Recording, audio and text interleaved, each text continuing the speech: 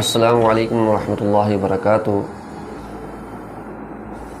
عید الفطر تمام مسلمانوں کے لیے بڑا خوشی کا دن ہوتا ہے۔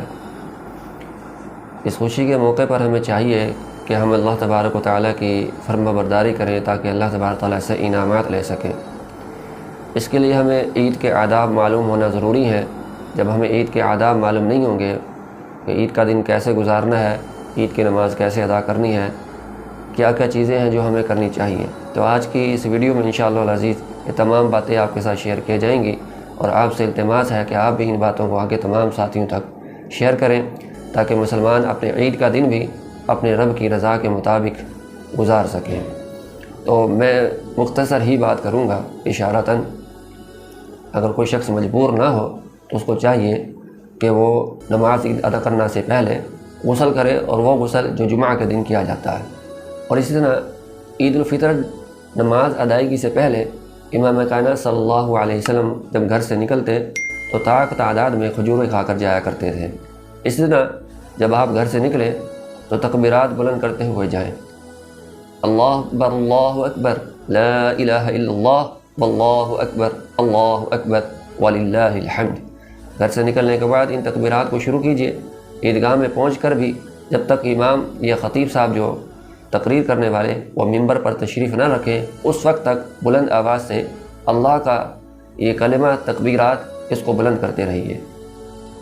اس کے بعد خطبہ ہوتا ہے، اس خطبے کو غور سے سننا چاہیے اور اس کے مطابق عمل کی کوشش کرنی چاہیے، اور پھر مسلمانوں کی دعا میں شریک ہونا بھی ضروری ہے۔ عورتیں اور بچے بھی عیدگاہ کی طرف جائیں، حتیٰ کہ وہ عورتیں جنہوں نے نماز ادا نہیں کرنی، حیض کی حالت میں ہیں، وہ بھی عیدگاہ جائیں، لیکن ذرا نمازوں سے الگ ہو کر بیٹھیں، نمازیوں سے الگ ہو کر بیٹھیں، اور مسلمانوں کی دعاؤں میں ضرور شرکت کریں۔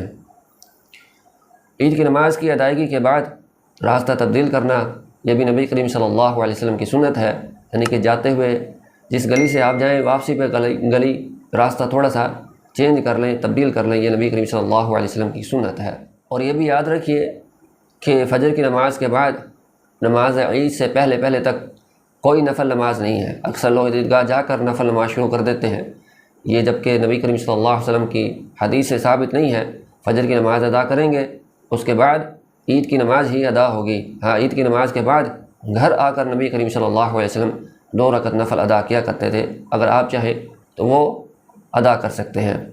اور کوشش کریں عید والے دن جب جائیں عید کی نماز کے لیے تو اگر اللہ نے توفیق دی ہے تو نئے کپڑے پہنیں، نہیں تو صاف ستھرے دھلے ہوئے کپڑے پہنیں، اگر میسر ہے تو خوشبو لگائیں، اور اپنے بچوں کو بھی اچھے کپڑے، صاف ستھرے کپڑے پہنائیں۔ اور عید کی نماز کے لیے ان کو اس لیے لے کر جائیں تاکہ ان کو بھی عید کی نماز کی اہمیت کا پتہ چلے، اور اس کو عید کی نماز کا ان کو طریقہ بتائیں، ترغیب دیں۔ عید کی نماز کی ادائیگی کا مختصر طریقہ بھی سماعت فرما لیں کہ عید کی نماز 2 رکعت ہوتی ہے۔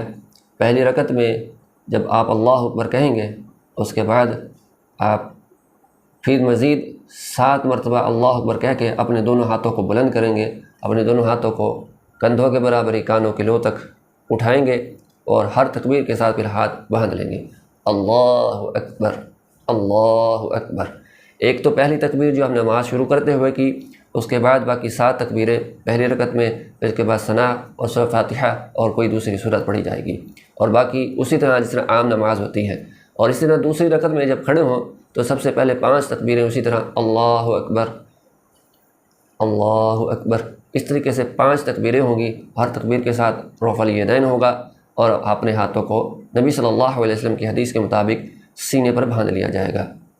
اور باقی طریقہ وہی ہے جو عام نماز کا ہوتا ہے، پھر سلام پھیر دیا جائے گا، اس کے بعد پھر امام صاحب خطبہ دیں گے اور آخر میں دعا کروائیں گے، اور باقی جو معاملات ہیں وہ پہلے میں آپ کو بیان کر چکا ہوں۔ اللہ تبارک و تعالیٰ ہم سب کو عید کی خوشیاں دوبالا فرمائے، اور آپ سب کو بھی خوش رکھیں، ہمیشہ خوش رہیں، مسکراتے رہیں۔ اللہ تعالیٰ آپ کو اپنی رحمتوں کے سایوں میں رکھے، آمین۔ السلام علیکم ورحمۃ اللہ وبرکاتہ۔